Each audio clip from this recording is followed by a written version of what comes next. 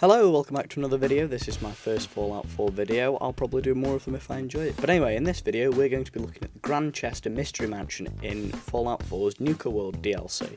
We're going to be looking at some of the deep lore inside of it and whether the ghost is or isn't real.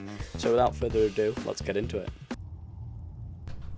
Small child in big creepy mansion in the post-apocalypse. No thank you, I'm out. From the get-go, clearly Bethesda isn't holding back and they're going full spine-chilling mode pretty much immediately. Then we hear a gunshot. I checked that it wasn't me or my companion Curie, and it wasn't. So who was it? We see a bathroom scale trap in the next room. Fortunately, we could disarm it in time. We get a bit of normal context about Lucy and her upbringing, then the narrator twists it and we learn of her borderline psychopathic tendencies. Following the announcement about not taking anything as souvenirs, I realised that I've already picked up some of the things in the house, so I think, what the hell, let's carry on.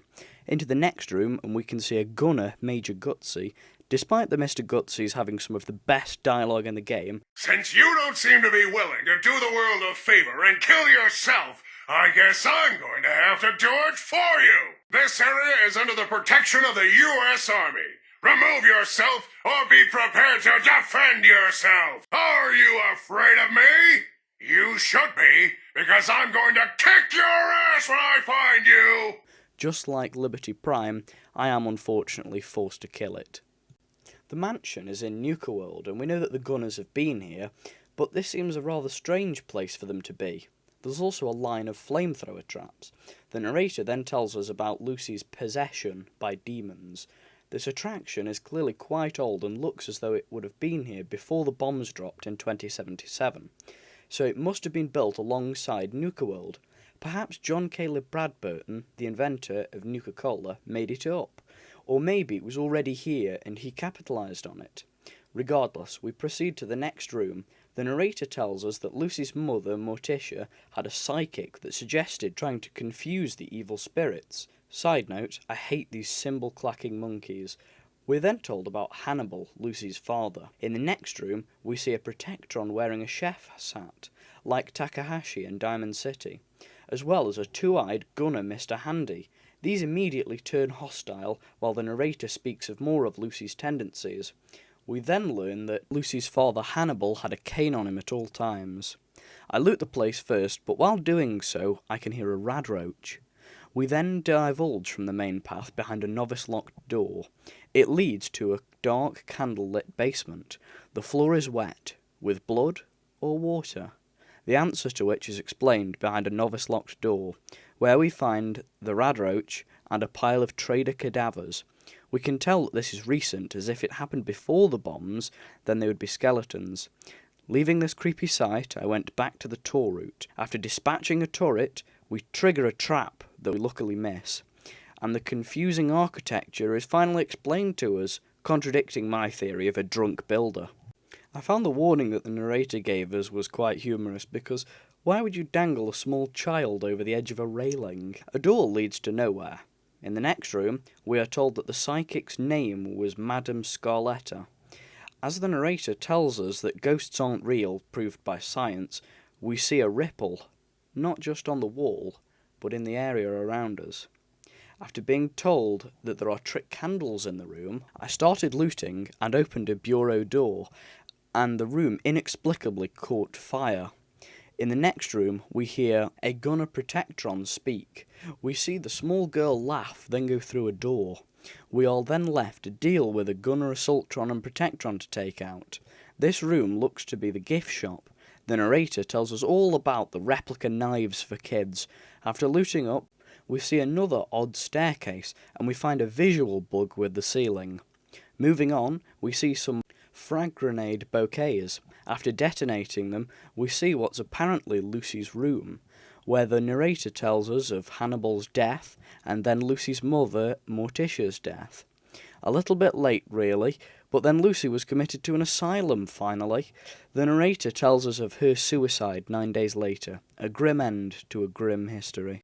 Continuing to the next room, we find a named gunner whose name is Zachariah. He's instantly hostile and I'm forced to take care of him. On his body, we find the mansion's keys.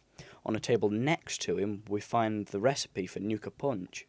On another table nearby, we find his terminal. As you can tell, there are lots of things either on or next to tables. I don't know, maybe Zachariah just really liked tables. On Zachariah's 5 terminal entries, it gives us more information about his arrival, telling us of his loneliness, and it says that he defected from the Gunners in the Commonwealth at the Mass Pike interchange. Apparently, his motives for leaving the Gunners was taking orders from 2 people called Winlock and Barnes.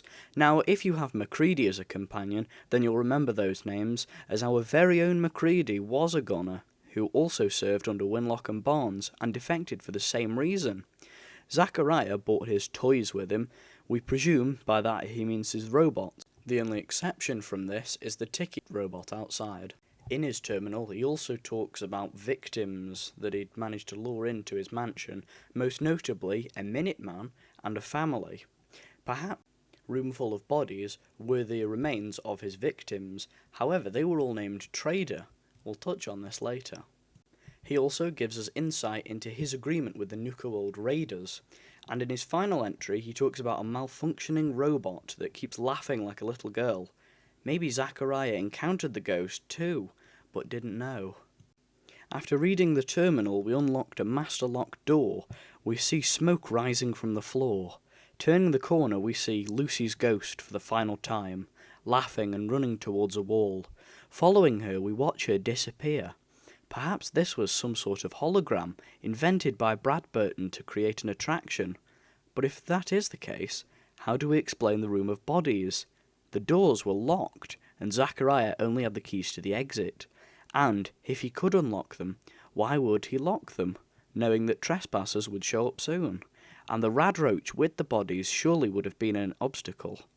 In this final room, we see scrapped robots and an end of dungeon steamer trunk. Perhaps these robots were killed up here, as they hadn't been scrapped. Surely Zachariah would have scrapped them to upgrade his others. Also, they were behind a master-locked door. Perhaps they were stationed up here, and the ghost killed them, as there isn't much physical damage to them. You can even find Scav issue number 4 up here. At the end of our creepy journey today, we are left with many unanswerable questions, such as, why didn't the ghost kill Zachariah? And is Lucy's ghost responsible for all those bodies? If so, where is the body of the Minuteman? Did John Caleb Brad Burton make it all up? Is the ghost a hologram? We did see it fade out. Did Zachariah know Macready? Although they make no comment when together. Anyway, thanks for watching. Until next time, I'll be seeing you.